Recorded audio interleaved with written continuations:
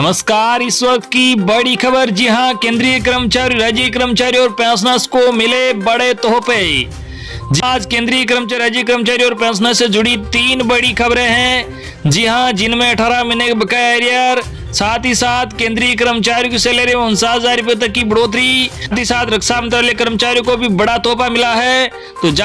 तो जानेंगे इन तीनों बड़ी खबरों को सबसे पहले। इससे पहले अगर आपने अभी तक भी इस वीडियो पर लाइक नहीं किया हो तो लाइक कर दीजिए और चैनल को भी सब्सक्राइब नहीं किया हो सब्सक्राइब कर लीजिए, ताकि आगे भी आपको केंद्रीय कर्मचारी, राज्य कर्मचारियों और पेंशनर से जुड़ी लेटेस्ट बड़ी अपडेट सबसे पहले देखने को मिलती रहे। तो चलिए बढ़ते हैं इन बड़ी खबरों में आगे। जी हाँ, आज की पहली बड़ी खबर। जी हाँ, 1 नवंबर को 4% बढ़ेगा राज्य कर्मचारियों का डीए। जी हाँ, केंद्र के समान हो जाएगा महंगाई भत्ता। जी हाँ, आपको बता दें कि मध्य प्रदेश के स्थापना दिवस पर सभी सरकारी कर्मचारियों और पेंशनर्स को बड़ी सौगात मिलने वाली है। जी हाँ, क्योंकि उनका डीए यानी महंगाई भत्ता 4% बढ़ा दिया जाएगा। सूत्रों की माने तो सीएम शिवराज 1 नवंबर को इसकी घोषणा कर सकते हैं। अगर ऐसा हुआ तो ये एमपी के कर्मचारियों के लिए बड़ी खुशखबरी होगी। जी हाँ, जानकारी के अनुसार अभी प्रदेश के कर्मचारियों को 34% महंगाई भत्ता मिल रहा है।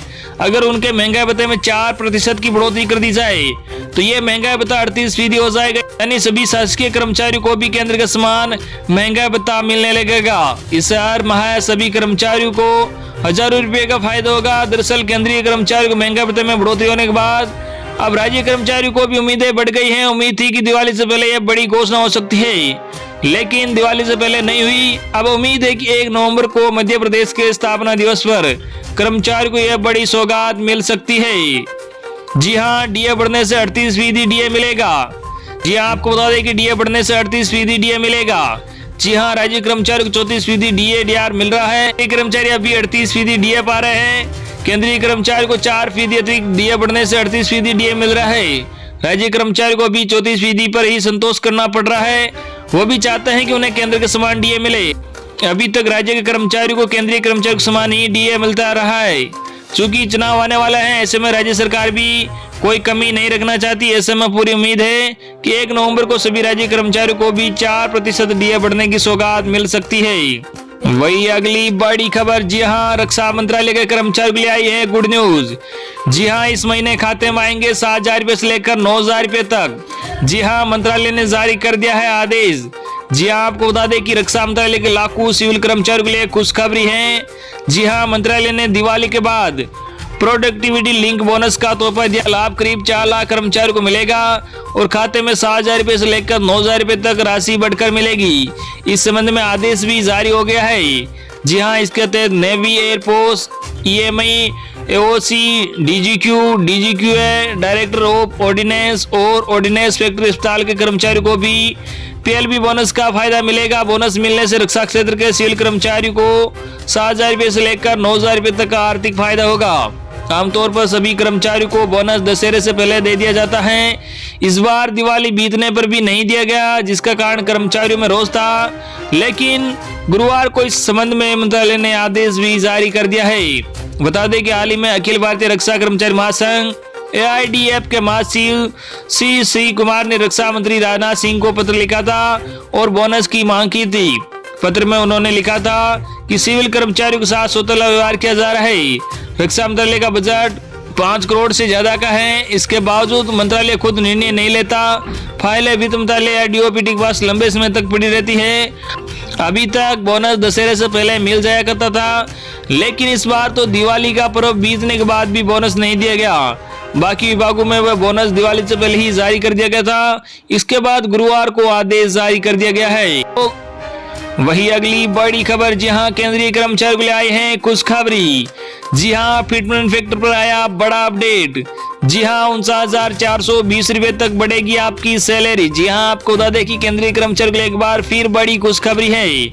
सरकार अगले महीने फिटमेंट फैक्टर पर बड़ा फैसला ले सकती है। इससे कर्मचारियों की न्यूनतम बेसिक सैलरी बढ़ जाएगी। इसके लिए ड्राफ्ट तैयार किया जाएगा, जिसे सरकार को शेयर किया जाएगा। यूनियन ने बड़ा अपडेट दिया है। अगर सरकार से इस बात पर सहमति बनती है तो 52 लाख से ज्यादा केंद्रीय कर्मचारियों की बेसिक सैलरी में फिटमेंट फैक्टर के तहत बड़ा इजाफा हो जाएगा। यूनियन कर रही है बदलाव की मांग। जी आपको बता दें कि सरकार ने हाल ही में केंद्रीय कर्मचारी और पेंशनर्स के महंगाई भत्ते और महंगाई राहत में बढ़ोतरी की। इसके बाद कर्मचारी को जुलाई से बढ़े हुए महंगाई भत्ते और महंगाई राहत का लाभ मिला। अगर अब इसमें बदलाव होते ही कर्मचारी न्यूनतम बेसिक सैलरी बढ़ जाएगी। फिटमेंट फैक्टर में बदलाव होते ही कर्मचारियों की पूरी सैलरी पर इसका असर दिखेगा। अब उम्मीद है कि फिटमेंट फैक्टर को लेकर अगले महीने तक बैठक हो सकती है और सरकारी कर्मचारी और पेंशनर्स लंबे समय से उनके फिटमेंट फैक्टर बढ़ाने की मांग कर रहे हैं। सैलरी में अहम भूमिका। जी हां, आपको बता दें कि फिलहाल केंद्रीय कर्मचारी को 2.57% के हिसाब से फिटमेंट फैक्टर दिया जा रहा है, जिसे बढ़ाकर 3.68 गुना किया जा सकता है। आपको बता दें कि केंद्रीय कर्मचारियों की सैलरी तय करने में फिटमेंट फैक्टर का अहम भूमिका होती है। फिटमेंट फैक्टर में बदलाव का मतलब है इससे आपकी सैलरी पर भी असर पड़ेगा। दरअसल इसके आधार पर ही कर्मचारियों की बेसिक सैलरी बढ़ाई जाती है। 2017 में बढ़ी थी बेसिक सैलरी।